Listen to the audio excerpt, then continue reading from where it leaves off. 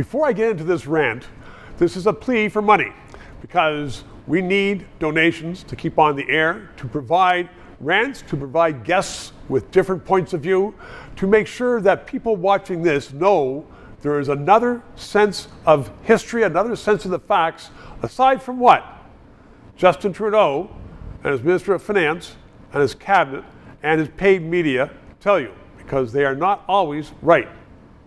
Oftentimes with Justin, he's most likely wrong. My point today, though, is that Canada and the economy is grinding down to a halt.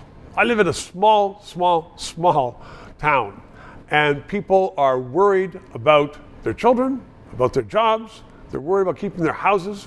Costs are still going up. The Bank of Canada did make a move a short while ago to stop the increase in interest rates.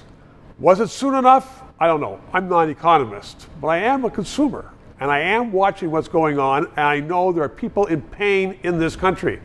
And so what we have a government spending $9 million for a new condo on Billionaires Row in New York City for the Consul General there. This isn't even an ambassador, and the Consul General happens to be a really good guy.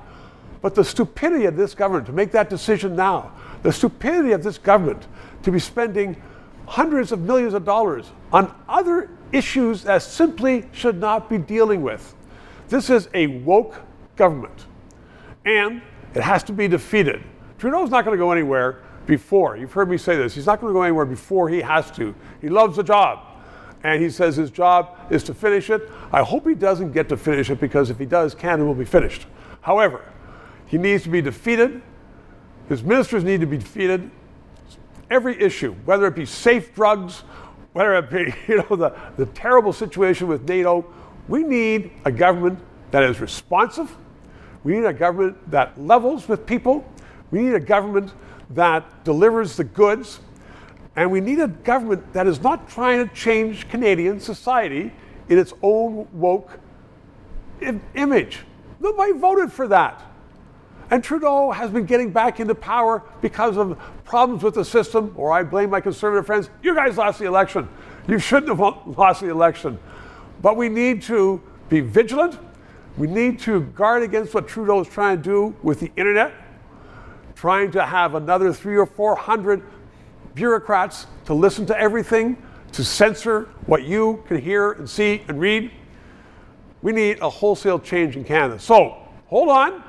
Please keep watching, keep us on the air, and we will try to make sure that at least there are a few voices out there of reason and rationalism.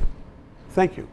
This show provides independent analysis of the issues. We are not paid by the government, and as I am finding, so much business in Canada relies upon various governments that they don't want to sponsor or advertise on a show which may become controversial, which talks about liberty, freedoms, sometimes criticizes government. I've had guests on that support the government.